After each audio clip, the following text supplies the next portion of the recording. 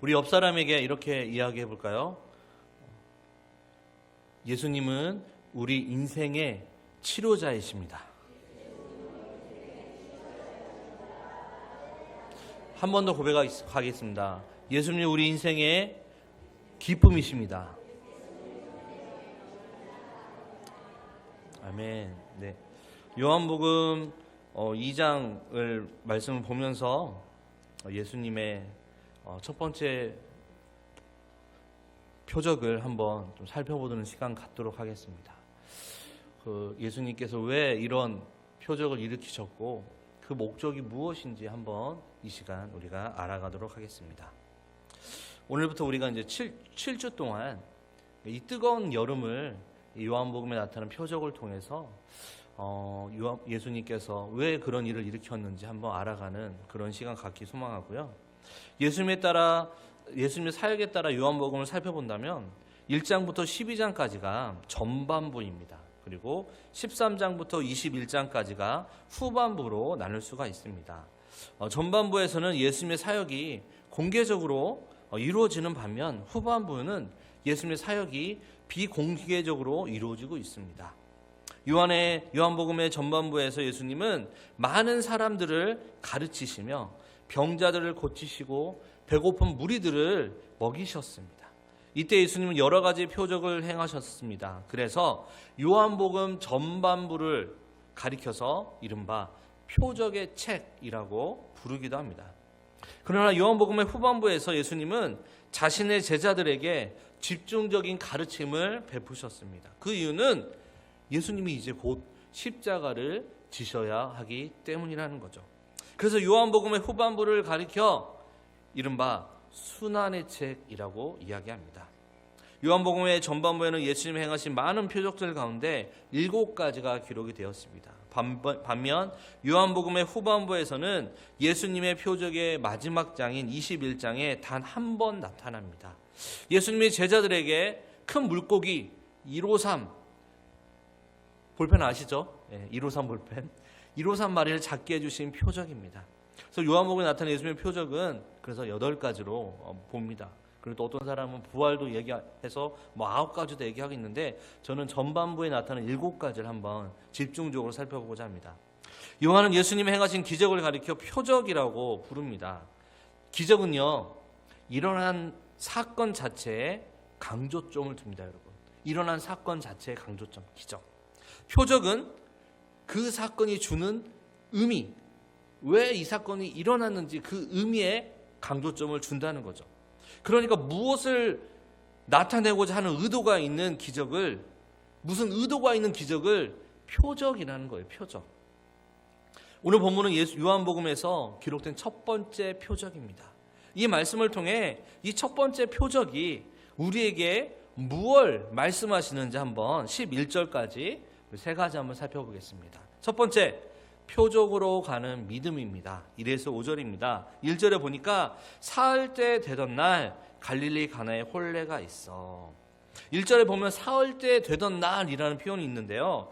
왜 예수님은 이틀째 되는 날, 5일째 되는 날이 아니라 사흘 때 되던 날에 갈릴리 가나의 혼인잔치에 갔을까요? 그리고 하필이면 갈릴리 가나라는 시골 초원구석에 왜 가셨을까요? 한마디로 무리식으로 표현하면 예수님은 왜 서울이 아닌 이런 담양군 봉산면 이런 초원구석에 와서 이런 일을 행하셨을까요? 초원구석을 하니까 좀 그런데 여러분 배달이 안 돼요. 담양은 봉산면은요 배달의 민족이 안 돼요. 그러니까 초원구석인 거예요. 먹개비도 안 되더라고요. 먹개비 앱이 이제 그 담양 지역에 있는 배달 앱이던데 안 되더라고요. 제가 살고 있는 지역은. 여기는 안 돼요. 그러니까 총구석인 거죠. 아무튼 예수님은 예루살렘이 아니라 첫 번째 표적을 예루살렘, 이스라엘의 수도, 모든 사람이 성수로 하는 예루살렘이 아니라 왜 하필이면 갈릴리 가나에서 첫 번째 표적을 일으켰을까요? 왜 아무도 주목하지 않는 곳, 왜 가셨을까요? 우리가 오늘 본문의 문제를 귀를 기울이기 전에 먼저 왜 예수님께서는 사흘 때 되던 날에 갈릴리 가나에 혼인잔치에 가셨는지를 한번 알아봅시다. 이 사흘째 되던 날은 예수님이 세례 요한에게 세례 받은 날로부터 사흘, 광야에서 40일 금식 기도를 마친 뒤로부터 사흘, 혼인잔치가 열린 후부터 사흘 등 많은 추측이 있어요. 갖다 붙이면 많은 이야기가 있어요. 그런데요, 정답은 무엇이냐? 사흘째 되던 날이 과연 언제부터 사흘째 되던 날인가에 대한 대답 속에 숨어 있습니다. 여러분, 유대인들은요, 요일을 말할 때 절대 월요일, 화요일 말하지 않습니다. 그들은 첫째 날, 둘째 날, 셋째 날 등의 표현을 쓰는데, 이는 창세기 1장에 나오는 7일간의 천지 창조에 관련된 성경적인 표현입니다. 가나안 혼인잔치의 시간적 배경이 된 사흘째 되던 날은 히브리어 표현으로 셋째 날, 즉 화요일이 됩니다. 이것은 안식일로부터 사흘입니다. 유대인들에게서 이 셋째 날, 우리에게는 화요일입니다. 이 셋째 날은 참으로 특별하고 복된 날이에요. 왜냐? 창세기 1장에 보면 셋째 날에 바다로 덮여있던 지구에 물이 한 곳으로 모이고 육지가 드러난 날이기 때문입니다. 그리고 하나님께서 이 날을 보시고 좋았더라, 보시기에 좋았더라 두 번이나 표현을 하고 있습니다. 그래서 그들은 셋째 날이 복되고 축복이 있는 날로 여겨져서 성경 시대부터 결혼식하는 날로 여겨졌다는 거예요. 예수님은 안식일로부터 사흘째 되던 날, 결혼식 첫날에 혼인잔치에 지금 참여하신 겁니다. 그런데 예수의 어머니도 거기 계시고라는 표현이 있어요. 여기에서 사용된 동사 계시고는 헬라어로 미완료 시제입니다. 무슨 말이냐? 계속해서 있어 왔다. 예수님의 제자들이 오기 전부터 예수님의 어머니는 계속 계셨다는 거예요. 그러니까 예수님과 그의 제자들이 혼례의 청함을 받아 그곳에 도착하기 전에 예수님의 어머니 마리아는 이미 그 혼례에 와 있었던 거죠. 오늘 본문에 보면 마리아가 혼례에 포도주가 떨어졌다는 사실을 알고 있었어요. 이것은 주방에서 음식을 장만하는 사람들만이 알 수 있는 일입니다. 우리 교회 마찬가지로 사랑의 예찬을 준비하시는 분들이 잘 알고 있죠. 그 옆에서 보조 역할을 하는 제 아내도 그래서 잘 알고 있는 거예요. 어떤 걸 준비하고 있는지 잘 알고 있어요. 거기에 준비하는 사람만이 그걸 알고 있다는 거죠. 그리고 오늘 본문에 보면 마리아는 그 집에 있는 하인들에게 명령할 수 있는 위치까지도 있습니다. 이런 여러 가지 상황을 봤을 때 마리아는 혼례가 열리고 있는 집이 가까운 친척 관계에 있었던 집 같아요. 그러므로 마리아는 일찌감치 그 집에 가서 음식 준비를 하고 혼례에 관한 준비를 했던 것 같습니다. 이어서 2절 말씀에 예수와 그 제자들도 혼례의 청함을 받았더니, 옛날 유대인들의 혼례는 매우 성대했습니다. 큰 잔치를 준비하고 가급적이면 많은 사람을 초청했어요. 그리고 보통 한 주간, 길면 2주간을 계속해서 잔치를 베풀며 즐겼습니다. 우리나라와는 문화가 많이 달라요. 예수님과 그의 제자들이 요단강 동편 베다니에서 갈릴리로 돌아오는 중에 이 혼례에 초청받았던 것 같아요. 이때 예수님은 이미 5명을 그의 제자로 삼으셨습니다. 안드레와 그의 형제 시몬 베드로, 요한, 빌립, 또한 빌립의 친구 나다나엘. 갈릴리 가나의 혼례에서 예수님을 초청했다는 것은 너무나 복된 일이었어요. 예수님이 그곳에 계셨기에 그 혼례에 생겼던 문제가 해결될 수 있었던 거죠. 사람들은 몰랐을 거예요. 예수님이 와서 변화가 있기 전까지 그들은 몰랐을 거예요. 예수님이 그곳에 계셨기 때문에 그 혼례는 계속해서 즐겁게 계속 진행될 수 있었습니다. 그런데 3절에 포도주가 떨어진지라. 혼례의 포도주가 동이 나버렸습니다. 옛날 유대인들에게 이 포도주는 술이 아닙니다. 우리나라 달라요. 이걸 보고 포도주는 마셔도 되는 거 아닌가? 아니에요. 우리랑 달라요. 우리나라 왜 문화와 조금 다르게 접근할 필요가 있습니다. 그래서 발효가 됐는지 안 됐는지 우리는 사실 알 수 없지만 여기서 우리가 생각하는 포도주가 술은 아니라는 거예요. 아무튼 당시 유대인들은 이 포도즙 이게 음료수와 같다는 거죠. 당시에는 물의 질이 아주 나빴습니다. 그러므로 갈증이 날 경우 어린아이들은 우유를 마시고 어른들은 포도주를 마셨다는 거죠. 또한 그 당시에는 냉장고가 없었기 때문에 포도로 만든 음료수는 쉽게 발효해서 포도주가 되었습니다. 그래서 음료수를 사용할 때는 포도주에 물을 타서 마셨어요. 왜요? 에베소서 5장 18절에 무슨 말씀 있죠? 술 취하지 말라, 이는 방탕한 것이니. 그래서 이거 가지고 사람들이 얘기를 해요. 아니, 술 취하지 말라고 했지, 술 마시자는 말은 없지 않습니까? 근데 오늘 제가 다루고자 하는 건 그 주제가 아닙니다. 중요한 건 무엇이냐, 여기서 말하는 것은 무엇이냐, 포도주에 당시에는 독해지니까 물을 계속 타서 희석해서 마셨다는 거죠. 물처럼 마셨다는 거예요. 음료였어요. 그리고 일반적으로 이 독주, 심하게 발효된 건 사용되지 않았다고 합니다. 어느 사람들은 혼례에서 춤추며 노래하기 마련입니다. 그러다 보면 자연스럽게 갈증을 느낄 수밖에 없죠. 그런데 포도주가 떨어졌어요. 혼례의 책임을 맡았던 연회장은 말할 것도 없고 혼례의 일을 담당했던 마리아가 당황했던 거예요. 자기 손님들도 왔을 텐데, 자기 친척의 결혼식에. 근데 먹을 게 떨어졌다? 큰일 난 거죠. 제 결혼식 때도 그랬어요. 제 결혼식을 했는데 중고등, 교회에서 하다 보니까 중고등 아이들도 다 왔어요. 그래서 애들이 다 먹은 거예요. 실제적으로 저는 분명 그 전에 결혼식에 교회에서 했을 때는 정말 풍성하게 잘 먹었어요. 그런데 막상 제 결혼식 때는 못 먹은 거예요. 제가 제 아내도 못 먹고 너무 좀 당황스러웠어요. 왜 먹을 게 없었을까? 알고 보니까 감사하게도 초대받은 손님들은 아주 맛있게 잘 먹었대요. 그리고 남은 걸 주일에 쓰기 위해서 남겨놓으셨다는 거예요. 그러면 저희도 줘야죠. 먹을 게 없는 거예요. 너무 당황스러웠어요. 그래서 집에 가자마자 아내랑 감자탕 집에 갔어요. 그 기억이 나요. 정신없이 먹었던 것 같아요, 감자탕을. 아무튼 여러분, 결혼식장에 먹을 게 떨어지면 큰일 납니다. 잔치의 시작은 너무 좋았어요. 근데 그만 중간에 어려움이 닥쳤습니다. 전혀 예상할 수 없는 사건이었죠. 포도주가 떨어진 위기를 만나게 되자 예수님의 어머니 마리아가 빨리 달려가서 예수님에게 이 사실을 알렸습니다. 왜 마리아는 예수님께 달려갔을까요? 어떻게 좀 해보라는 거예요. 마리아는 예수님이 하나님의 아들인 걸 누구보다 잘 알았죠. 그렇죠, 여러분? 마리아는 알고 있었어요. 예수님이 하나님의 아들인 걸.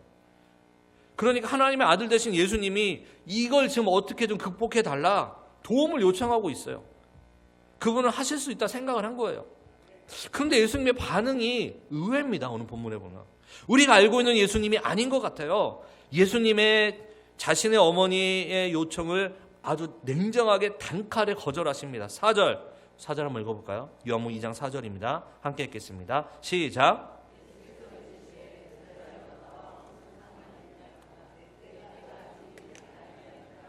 저게 무슨 말이냐? 아니, 포도주가 떨어진 게 나랑 무슨 상관입니까? 나는 손님으로 초청받은 겁니다. 그리고 어머니한테 여자여. 딱 봤을 때 정말 버르장머리가 없는 아이 같죠. 자기가 아무리 하나님의 아들이라고 해도 마리아의 몸을 통해 나오지 않았습니까? 우리가 알고 있는 예수님이 아닌 것 같아요. 당황스럽습니다. 근데 여러분, 여기서 말하는 여자여는 사실 아주 예의 바른 표현이라고 합니다. 어머니를 높여드리는 표현이라고 합니다. 부인, 여사, 우리가 마치 옆집 아줌마한테 아줌마를 하지 않고 여사님 이런 것처럼 이런 표현이에요. 아무튼 여기에 나오는 예수님의 진술은 예의 바르기는 해요. 그런데 거리감을 둔 거예요. 뒤에 나오는 나와 무슨 상관이 있나이까. 이 말은 보통 성경에서 공손한 표현보다 가혹한 표현으로 사용됩니다. 포도주가 떨어진 일이 도대체 나와 무슨 상관이 있나요? 나는 잔치를 준비한 사람도 아니고 잔치에 초대된 사람일 뿐입니다. 그리고 내 때는 아직 이르지 않았습니다. 여기서 말하는 내 때는요, 요한복음에서 십자가를 가리킵니다. 십자가를. 아직 멀었어요. 요한복음 21장까지 있는데 요한복음 2장에서 바로 예수님이 이적도 일으키기 전 십자가를 지면 안 되잖아요. 그래서 아직 멀은 거예요. 여기서 예수님이 일단 기적을 행하기 시작하면 나는 십자가를 가는 길을 바로 시작합니다 라고 말씀하시는 것 같습니다. 근데 여러분, 우리는 불안하게도 이런 거절을 자주 겪습니다. 아픔을 만나고 어려운 일을 만나 고통 가운데 하나님 앞에 무릎을 꿇고 주님 도와줄 수 있죠. 주여 주여 주여, 예수님 나의 기도를 들어주시길 원합니다, 이렇게 기도합니다. 근데 아무리 기도해도 어떨 때는 이런 말이 허공을 맴돌다가 돌아오는 것 같아요. 마치 예수님이 네 고통이 나랑 무슨 상관이 있냐, 이렇게 말씀하시는 것 같습니다. 주님 앞에 아무리 기도하고 열심을 내어 그분 앞에 나아가도 우리의 기도를 거절하시는 이런 느낌을 받을 때 내 아픔쯤이야 상관도 안 하시는 것 같은 이런 일을 경험할 때 과연 우리는 어떻게 해야 될까요? 그런데 여러분, 마리아의 반응을 보면 우리가 어떻게 나아가야 되는지 알려줍니다. 마리아는 어떻게 했습니까? 마리아가 신경질 내면서 가버렸습니까? 이런 버르장머리, 아니면 삿대질을 했나요? 아닙니다. 5절, 우리 5절 한번 읽어볼까요? 5절입니다. 시작. 너희에게 무슨 말씀을 하시든지 그대로 하라 하니라. 마리아는 하인들에게 무엇을 말씀했습니까? 예수님이 자기 요청을 거절했지만 하인들에게 무슨 말씀을 하시든지 그대로 순종해라, 이렇게 말씀합니다. 요청을 거절당한 마리아를 통해 그래서 우리는요, 두 가지를 알 수 있습니다. 첫째, 예수님을 더욱 믿고 신뢰하는 태도가 우리에게 필요하다는 거예요. 이 마리아의 태도를 보십시오. 거절당했어요. 오히려 더 확신을 가지고 하인들에게 예수님이 어떤 명령을 하시든 순종하라 당부합니다. 두 번째, 조급하지 말라는 겁니다. 예수님이 부탁을 거절하니까 마리아는 기다렸어요. 하인들에게 내 때가 아닌 예수님의 때를 기다려라 라고 말씀했어요. 예수님이 뭐라고 말씀하실 때까지 서두르지 말라라고 말씀하셨습니다. 여러분 앞에 있는 문제와 어려움, 앞날에 대한 걱정, 여러분의 힘으로 결코 해결할 수 없습니다. 아까도 우리 권사님이 기도했죠. 내 뜻대로 되면 우리가 하나님을 왜 믿습니까? 내 뜻대로 안 되는 게 정상인 거예요, 여러분. 혼인잔치에 예수님이 초청되지 않았다면 손님을 초대한 신랑과 신부는 기쁘고 축복받는 날 사람들에게 손가락질 받았을 거예요. 저도 그랬어요. 결혼식을 했는데 음식이 다 떨어진 거예요. 너무 걱정이 되는 거예요. 감사하게도 저희 앞에서 딱 떨어졌어요. 진짜 다행이었어요. 너무 진짜 그때 정말 다행이었어요. 정말 멀리서 오신 분들 계셨는데 그때 하나님께 감사했던 것 같습니다. 예수님은 거기에 관여할 필요가 없었어요. 자신의 때가 아니었기 때문에. 하지만 예수님을 초청하였기 때문에 이 혼인잔치에 일어난 문제를 예수님은 그냥 눈 감고 지나갈 수 있었지만 예수님은 친히 해결해 주셨습니다. 사랑하는 여러분, 하나님께서는 여러분에게 고통과 어려움을 주시는 분이 아닙니다. 여러분 앞에 있는 고통과 어려움은 하나님을 만나는, 그리고 그분을 여러분의 삶에 초청하는 축복의 통로입니다. 삶의 포도주가 떨어지는 그런 어려움을 만났을 때 우리의 삶을 예수님께 맡겨야 합니다. 여러분, 조급해하지 마세요. 예수님의 때에 온전히 맡기시기 바랍니다. 근데 여러분, 조급함, 이건 무엇인지 아세요? 기다리지 못하는 교만입니다. 포기 역시 하나님을 신뢰하지 못하는 교만이에요. 하나님은 포기하지 않고 기다리는 자를 통해 가장 적절한 방법으로 사용하십니다. 여러분, 이스라엘 백성들이 나라가 망해서 바벨론 포로로 끌려갔습니다. 1차, 2차, 3차 포로 귀환이 일어났습니다. 100년 동안 해서 딱 일어났어요. 근데 사람들이 얼마나 가고 싶었겠어요. 이스라엘에 성벽이 다 무너졌고 성벽도 없고 빈터고 아무것도 없는데 그 누구라도 먼저 가고 싶겠죠. 근데 1차에 내 명단이 없어요. 2차에 내 명단도 없어요. 드디어 3차에 내 명단이 있어요. 3차 포로 귀환 때 이스라엘에 돌아가서 큰 일을 이룬 사람이 누군지 아세요, 여러분? 느헤미야예요. 느헤미야를 통해서 성벽이 52일 만에 세워집니다. 느헤미야. 기다렸더니 자신의 때가 왔다는 거죠. 아무도 돌아보지 않는다고 생각했는데 나는 아니구나, 나는 거절받았구나 생각했는데 기다렸더니 성벽을 세우는 은혜를 경험하게 되잖아요. 느헤미야를 통해서. 예수님은 가장 적절한 때 또한 가장 적절한 방법으로 우리를 가장 좋은 길로 인도하시는 분이심을 믿으시기 바랍니다. 두 번째, 표적을 행하십니다. 6에서 10절입니다. 6절에 보니까 거기에 유대인의 정결 예식을 따라 두세 통 드는 도랑아리 6이 놓였는지라. 유대인의 정결 예식을 따라 초청을 받은 사람들은 혼례에 참여하기 위해 손을 씻습니다. 근데 혼례 때만 있는 게 아니라 당시에 거기 중동 지방은 여러분 먼지가 많잖아요. 아주 고운 모래예요. 정말 고운 모래. 여러분, 제가 중동에서 6개월 동안 살았거든요. 이라크에서. 근데 여러분, 이라크도 식당을 들어가거나 어디 건물을 들어갈 때 문 앞에 진짜로 있어요. 손 씻는 물이. 지금은 항아리가 아니죠. 지금은 수도에 있어가지고 손을 이렇게 쓸 수 있어요.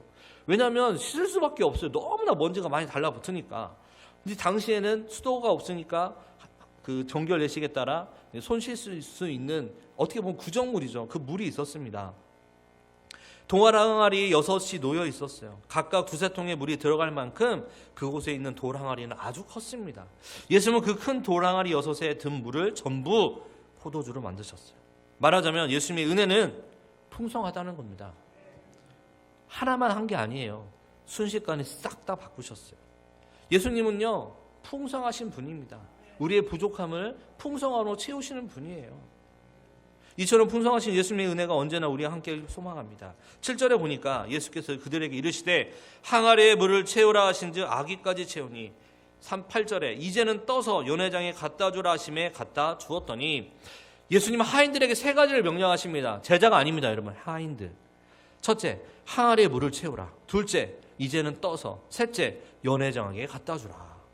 간단합니다. 딱 3가지. 첫째로 항아리에 물을 채우랍니다. 2-3통이나 되는 큰 돌 항아리에 물을 가득 채운다는 것은 쉬운 일이 아닙니다.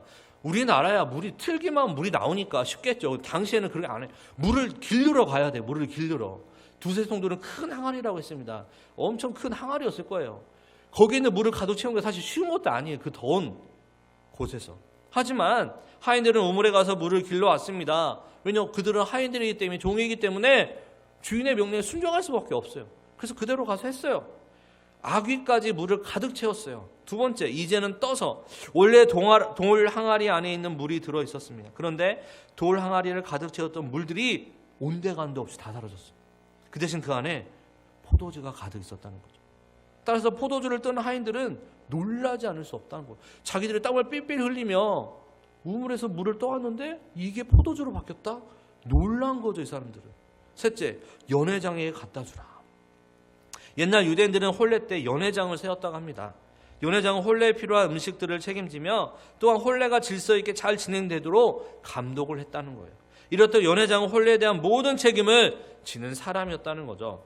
하인들은 식탁에 나갈 음식들이 있으면 먼저 그 음식들을 연회장에 갖다 주어야 했습니다. 그러면 연회장이 그 음식들의 맛을 보았습니다. 그런 후 연회장이 허락을 하면 비로소 하인들이 그 음식들을 식탁에 가지고 나갈 수 있었어요. 따라서 새롭게 만든 포도주도 먼저 연회장에 갖다 주어 검사를 받을 필요가 있었습니다. 예수님의 명에 따라 하인들은 물로 만든 포도주를 그릇에 떠서 연회장에 갖다 주었습니다. 이렇듯 하인들은 예수님이 명하신 모든 말씀을 그대로 순종했다는 거죠.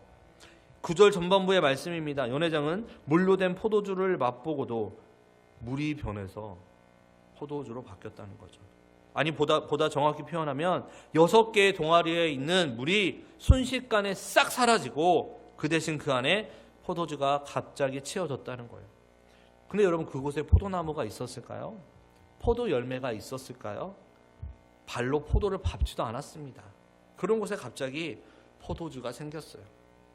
무에서 유가 된 거죠. 아무것도 없는 곳에서 포도주가 생긴 겁니다. 말하자면 그곳에서 창조의 역사가 여러분 일어난 거예요. 따라서 이는 순전한 표적이었다는 거죠. 9절 중반 말씀입니다. 어디서 났는지 알지 못하되 물떠온 하인들은 알더라.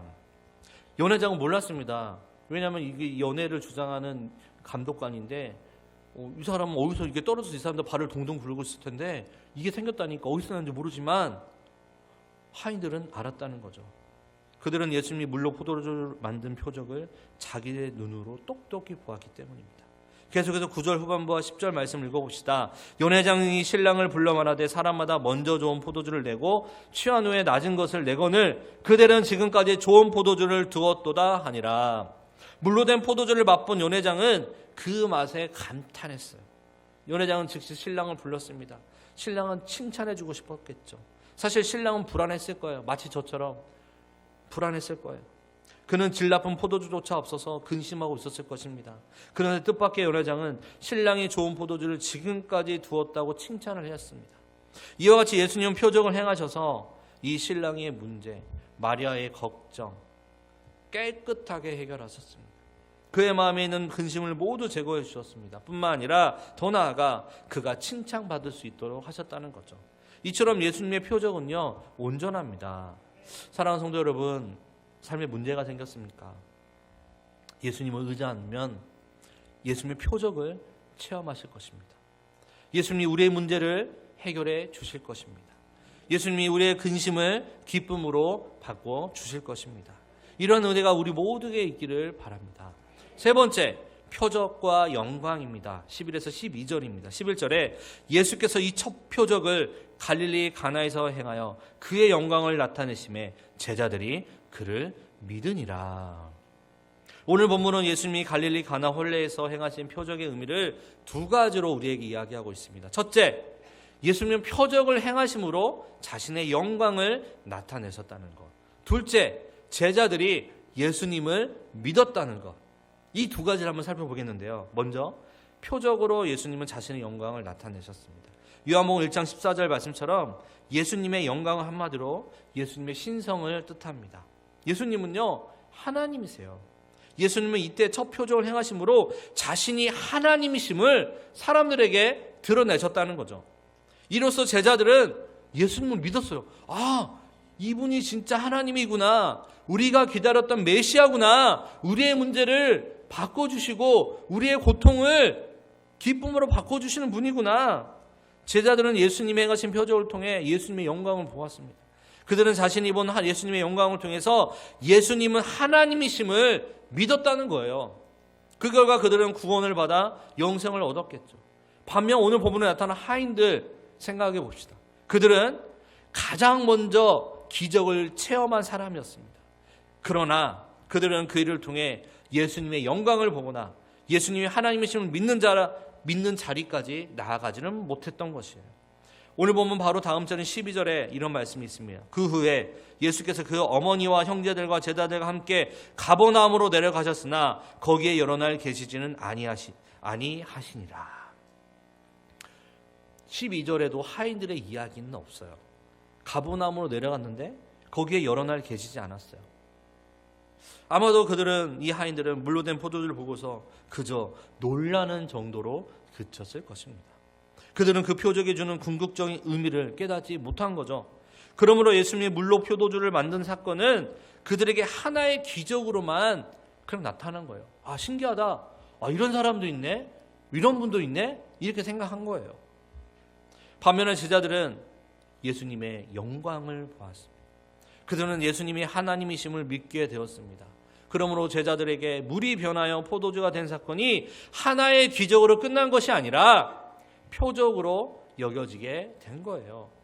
사랑하는 성도 여러분, 오늘의 이 기적은 갈릴리 가나의 시골 마을에서 일어났습니다. 이스라엘의 수도 예루살렘이 아닌 아무도 주목하지 않고 그 누구도 기적이 일어날 것이다 믿지 않았던 생각했던 마을에 이런 기적이, 예수님의 첫 번째 표적이 일어났다는 겁니다. 그 어느 누구도 이런 기적이 일어나리라 예상하지 못했을 거예요. 하지만 말씀에 순종하고 예수님을 따르기로 작정한다면 우리가 살고 있는 이곳에서 그리고 우리의 삶에도 동일하게 이런 기적과 변화가 일어나길 믿으시기 바랍니다. 우리가 동일하게 기적을 체험하기 위해서는 예수님을 여러분의 삶의 자리로 초청하십시오. 무서워하시는 분도 있어요. 내 삶이 갑자기 어려워질까 봐, 아픔이 있을까 봐, 내가 갑자기 아프리카 선교사로 떠날까 봐, 그런 친구들에게 저는 항상 이야기합니다. 하나님은 사람을 보면서 사용하신다. 하나님은 아무나 보내지 않아요. 저는 선교를 나가고 싶어서 그렇게 청년 때 맨날 부르짖었지만 봉성교회 와 있잖아요. 선교사가 되려고 신학교에 갔는데 하나님이 그 길 아니다라고 보여주시더라고요. 여러분, 예수님을 삶에 초청하시면, 그리고 그분이 무슨 말씀을 하시든 순종하시면 여러분, 우리의 삶에 기적이 나타날 것입니다. 물이 포도주로 바뀌는 기적이 여러분 삶 가운데 일어날 것입니다. 그리고 일어나길 기대합니다. 사랑하는 성도 여러분, 날마다 예수님을 모시고 사시기 바랍니다. 예수님은 전지전능하신 하나님이십니다. 예수님은 물을 포도주로 바꾸셨습니다. 예수님은 우리의 슬픔을 기쁨으로 바꾸실 것입니다. 우리의 고통을 평화로 바꾸실 것입니다. 우리의 병약함을 강건함으로 예수님은 바꾸실 것입니다. 우리의 초함도 정함으로 바꾸실 거고요. 우리의 실패도 성공으로 바꾸실 거고요. 갈릴리 가나의 혼례에 예수님이 함께 하심으로 문제가 해결되고 기쁨이 넘쳤던 것처럼 우리가 늘 예수님을 모심으로 모든 문제를 해결받고 충만한 기쁨을 우리가 누리게 될 것입니다. 여러분, 성경에 보면 술 취하지 말라고 합니다. 오늘 본문 가지고 예수님도 포도주 드셨네, 취할 대로 먹었네. 근데 여러분, 성경에 분명히 써 있어요. 술 취하지 말라, 이는 방탕한 것이니. 여러분, 술을 한 잔, 두 잔, 세 잔, 전 잘 모르겠어요. 사실 마시지 않았으니까. 한 잔, 두 잔, 세 잔 마시면 기분이 좋아져요. 계속 마신다고 해요. 그럼 여러분, 누구의 지배를 받습니까? 술의 지배를 받아요. 여러분, 우리는 어떤 사람이에요? 성령의 사람이에요. 우리 안에 성령이 계세요. 성령의 지배를 받아야지 술의 지배를 받으면 안 돼요. 그러니까 우리 술을 마시면 안 된다는 거예요. 성경에 없잖아요. 그런 얘기 하지 마시고요. 여러분, 술은 기호식품이다? 여러분, 기호식품이 아니에요. 우리는요, 세상 사람과 달라야 돼요. 거룩함을 가져야 돼요. 여러분, 제가 여기서 이렇게 설교하고 집에 가서 혼자 맥주 마시고 술 마시고 가면 여러분, 거룩함이 보이겠습니까? 아니죠. 미친 거죠. 그건 아니에요. 크리스찬도 마찬가지예요. 우리는 거룩한 제사장, 거룩한 나라요, 그의 소유된 백성입니다. 여러분, 우리는 그거 아니어도 누릴 수 있는 게 얼마나 많은데요. 하나님 나라는요, 의와 실학과 평강입니다. 우리 안에 기쁨이 넘친다는 거죠. 우리는 그런 걸 하지 않아도 언제나 우리 안에 기쁨이 차고 넘칠 수 있어요. 왜요? 성령의 지배를 받는 사람이기 때문에. 여러분, 성령의 지배를 받으시기 바랍니다. 여러분, 그렇다면 하나님의 기적을 우리 역시 경험하고 체험하게 될 것입니다. 이런 삶을 사시는 여러분 모두가 되시기 주의 이름으로 축원합니다. 사랑의 하나님 아버지, 가나 혼인잔치에서 물을 포도주로 바꾸시는 예수님의 은혜와 능력을 깨닫게 하시니 감사합니다. 우리의 부족함과 연약함을 아시는 주님께서 오늘도 풍성한 은혜로 가득 채워주심을 믿습니다. 말씀에 순종했던 하인들처럼 우리도 주님의 말씀에 믿음으로 순종하게 하시고 삶 속에서 주님의 영광이 나타나게 하여 주시옵소서. 어떤 상황 속에서도 주님을 온전히 신뢰하며 살아가는 믿음을 허락하여 주시옵소서. 예수 그리스도 이름으로 기도합나이다. 아멘.